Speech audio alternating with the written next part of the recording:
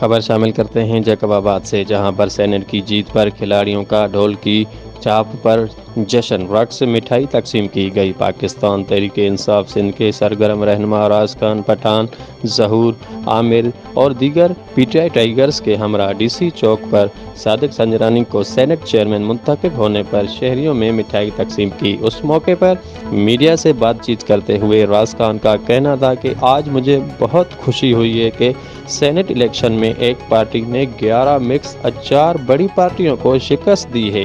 P T I نے ثابت کیا ہے کہ وہ جمہوریت پسند پارٹی ہے۔